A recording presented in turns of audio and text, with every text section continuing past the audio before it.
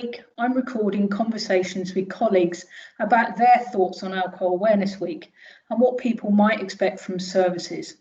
Today, I'm going to be talking to John, and I'll now ask John to introduce himself and what his role is.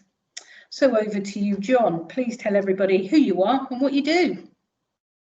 Hi, Miche, and yeah, thanks so much for giving us the opportunity just to speak to you this morning at the beginning of National Alcohol Awareness Week. My name's John, and I'm the founder and director of Dear Albert, which is just a small social enterprise. It's a peer-led recovery organisation, a lived experience recovery organisation, and we're based in Leicester in the Midlands, but as you know, we do work up and down the country. Brilliant. Thanks for that, John. What do you think are the positives for campaigns like National Alcohol Awareness Week?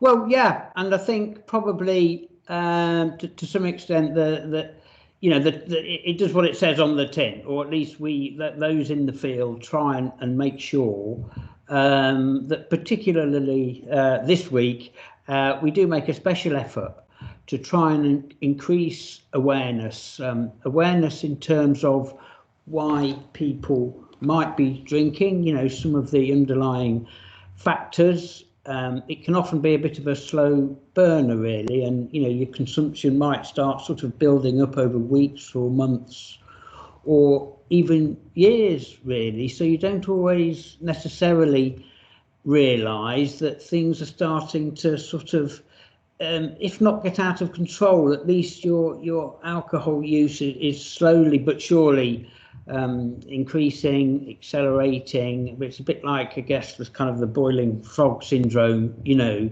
I mean, sometimes it might be someone else close to you that might mention something. It might be work. You might be turning up just a little bit late now and again, or feeling groggy the next day. It might be the doctor that has a word with you or asks some questions. It might be a partner or your son, your daughter, someone close to you that notices you're perhaps looking a bit groggy in the morning, that you're drinking a little bit too much wine at night. So I think Alcohol Awareness Week, it's raising awareness in terms of what might be going on for people. Some of the underlying drivers, it might be stress, anxiety, depression, and some of these things work on quite a subtle level. So again, it's trying to just sort of make people think and get them to realise what might be going on for them. And I think also awareness, Miche, in terms of, look, services are out here. You don't have to wait till you're homeless. You don't have to wait to this proverbial, terrible, dramatic rock bottom. You don't have to wait till the police are banging up the door or you wake up in hospital.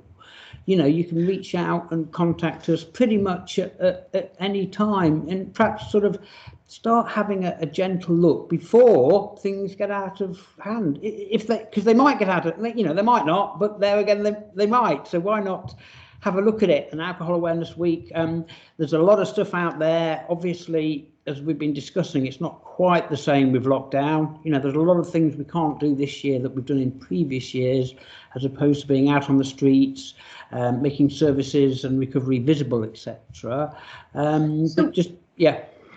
What might you say, John, to, bearing in mind everything you've just said, what might you say to anyone that might be considering contacting alcohol treatment services?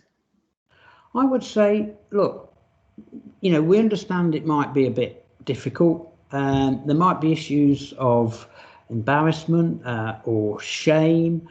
You might not sure whether you're at that stage where you feel it's appropriate to be calling someone else about it. But, it might be a really good idea just sort of give it a go. You can, if you went to a mutual aid meeting, you could remain pretty much anonymous. There's different sort of aspects of being able to connect out there. And we don't bite. We're just here at Dear Albert. We're just normal boys and girls in recovery. We work very closely with Turning Point, you know, very sort of friendly, approachable people. And, you know, sometimes just having that initial chat will put things in context. It will put things in perspective. We might be able to provide some tips, suggestions, advice, little pointers on how to sort of moderate, how to cut down, how to observe. And perhaps, you know, perhaps just have a little look at some of the underlying factors. It might just be life just perhaps getting on top at the moment, especially with lockdown. But it might be a very, very significant step. So please, you know, it's okay. We're used to taking these calls. Our 0800 numbers had a couple of calls this morning. There's Sharon at reception taking the calls, and we're here to help. It's okay. It's probably, if you're a little bit concerned, it's probably a good idea to get in touch. Yeah, I agree. And how important do you think mutual aid services are to alcohol recovery? We know we've got the treatment services, which is more about what Impact and Turning Point provide. And then, you know, we very much encourage mutual aid. So how important do you think those mutual aid services are for people's recovery? Yeah, well, good question, Miche, and thank you for asking us that, because we are pretty much a mutual aid model, really. But, you know, what is mutual aid? Well, really, it's about people on a voluntarily coming together to support each other. So mutual aid is primarily a lived experience approach. So lived experience in terms of, you know, if you feel you might have a problem or you're a bit concerned about your drinking levels, why not have a chat with someone that's been there? Why not have a chat that, you know, with someone that's had lived experiences of exactly the same kind of thing or similar things you're going through at the moment? You know, so without mixing my metaphors, you know, we're different ships in the same boat. You know, I think a lot of people struggle, and they struggle alone, and they think, oh, why me? Why is it happening to me? Am I the only one? And Alcohol Awareness Week is about saying, no, actually, you're not the only one. You know, recent indications, you know, the figures are quite frightening, and up to 1 million people in the UK, up to 1 million people are drinking problematically, and only a small proportion of them are in contact with people like ourselves or with Turning Point. I think it's about 20%.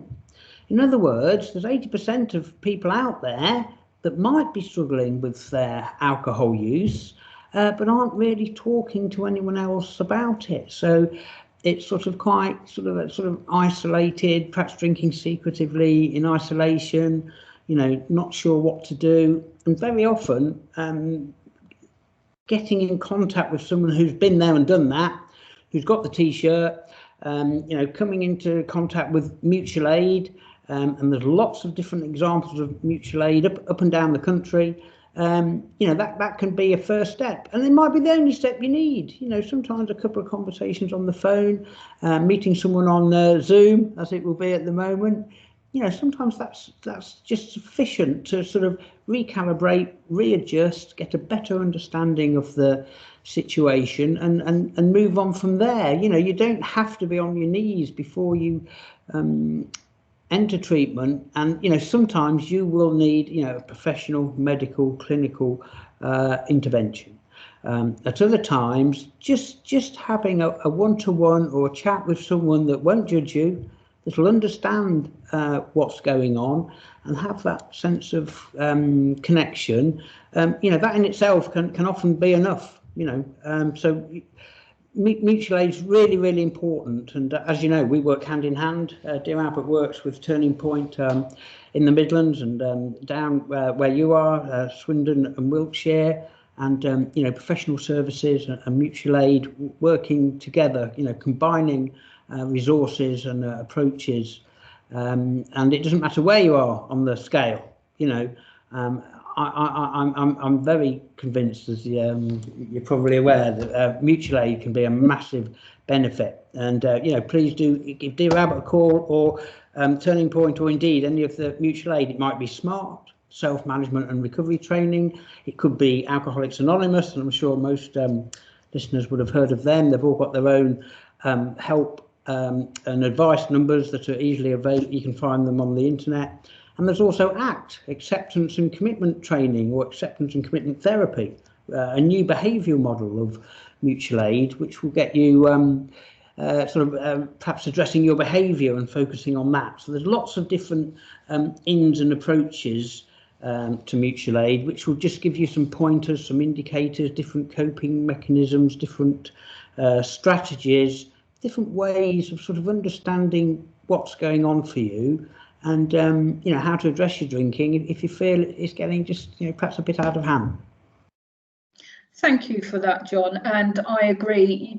You know, treatment services and mutual aid, we're here to listen to everybody, and that's from those that may have a clinical need for a bit more support, and equally those that are just at that level of being a bit concerned and maybe looking for a bit of support and a bit of that one-to-one chat with somebody who understands, and the important message will not be judged. And we know with the recent lockdowns, and it's been a tough year for everybody, and the link between alcohol and mental health is so strong. And I guess our message is about staying connected, being in contact, and not being alone. So John, I'd like to thank you so much for your time today and allowing us to share this recording. I'd like to say, for anyone considering that call, even for that informal chat, please do call our out of hours number on 0345 603 6993. You can email impact referrals at turning-point.co.uk. You can search for our website, which will be in cloud, or you indeed can find us on Facebook and Twitter. And as John said, their phone number for Dear Albert is 0800 8303 646. They're willing and waiting to take your calls too. Thank you very much, John. Hey, good speaking to you, Miche. And yeah, just on that final point, you know, it's far better to give us a call a little bit too early than leave it to when it's too late. So, you know, don't be scared, don't be afraid. It's okay. Give us a call and we can talk things through. Thank you very much. Thank you. Good to see you again. Thank you, Miche.